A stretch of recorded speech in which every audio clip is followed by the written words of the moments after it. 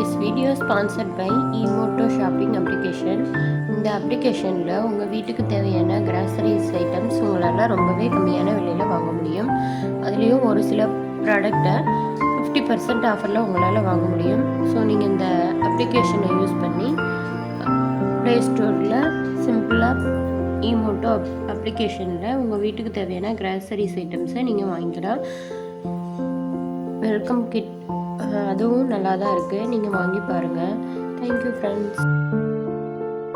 கேரளத்தில் உள்ள இன்றைய பாலக்காடு மைசூர் சமஸ்தானத்தின் கீழ் மன்னர் முதலாம் கிருஷ்ணராஜ உடையாரால் ஆளப்பட்டது. பாலக்காட்டில் உள்ள இயற்கை எழில் சூழ்ந்த மன்னார்காடு கிராமத்தில் அந்த காலத்தில் மக்களின் பிரதான தொழில் விவசாயம் செய்வதுதான். தங்கள் பகுதியில் விளையும் தேங்காய் மற்றும் பாக்கு ஆகியவற்றை மைசூருக்கு எடுத்து சென்று வியாபாரம் செய்வது வழக்கம். ஆனால் மன்னார்காட்டில் இருந்து மைசூருக்கு தாங்கள் கொண்டு செல்லும் பொருட்களை பத்திரமாக எடுத்து செல்வது என்பது மிகவும் சவாலான ஒன்றாக இருந்தது. அதற்கு காரணம் மேற்கு தொடர்ச்சி மலையில் இருந்த மலைக்காட்டில் உள்ள கல்வர்கள் மற்றும் அதையும் தாண்டி பல தலைமுறைகளா பேசப்படுற அமானுஷ்ய வதந்திகள். அந்த காலத்தில் பாலக்காட்டில் குறுநில மன்னராக இருந்தவர் தலக்கால் சந்துராஜா. அவருக்கு விசுவாசமாக பாலக்காட்டில் உள்ள மன்னார்காடு கிராமத்தில் வாழ்ந்தவர் வீரபுத்திராச்சன். ராஜா தன்னோட அரசவையில உட்கார்ந்திருந்த போது அரச காவலர் வந்து ஒரு செய்தியை சொல்லிட்டு போனாரு. உடனே ராஜா அவரை வரச்சொல் அப்படின்னு சொன்னாரு. மன்னார்காடு கிராமத்தின் தலைவர் வீரபுத்திராச்சன் ரொம்ப கவலையோட மன்னர்கிட்ட வந்து, மன்னா, வியாபாரத்துக்கு போன நம்ம ஆட்கள் திம்பம் மலையில கள்வர்களால படுகொலை செய்யப்பட்டுள்ளனர். கள்வர்கள் மறுபடியும் வந்துட்டாங்கன்னு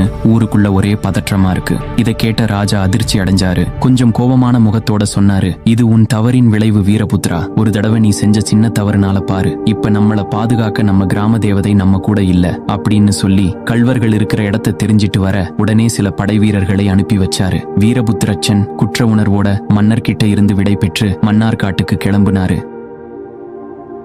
மக்கள் தாங்கள் அறுவடை செஞ்ச பொருட்களை வியாபாரம் செய்ய மைசூர் உள்ளிட்ட நகரங்களுக்கோ அல்லது தூர தேசங்களுக்கோ பொருட்களை சுமந்துட்டு போவாங்க. எந்த ஊரில் பொருட்கள் அனைத்தும் விற்று தீர்கிறதோ அங்கிருந்து மன்னார்காடு திரும்புவாங்க.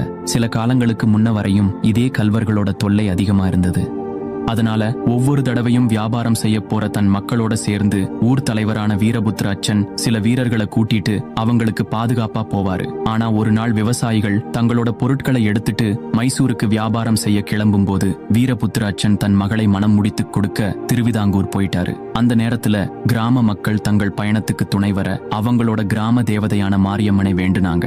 அம்மன், அன்னைக்கு ராத்திரி முதியவர் ஒருவருடைய கனவுல வந்து மக்கள் தங்களுடைய பயணத்தை தொடருமாறும் ஊர் தலைவர் பாதுகாப்புக்கு வர்றது வரையிலும் அவங்களுக்கு காவலா தானே ஜோதி வடிவமா துணை வருவதாகவும் வாக்களிச்சா. மறுநாள் காலையில மக்கள் தங்களோட பொருட்களை சுமந்துட்டு மைசூருக்கு மலைப்பாதை வழியா கிளம்புனாங்க. அவங்களுக்கு முன்னாடி அம்மனே ஜோதி வடிவமா முன்னேறி போனா. அந்த ஜோதிய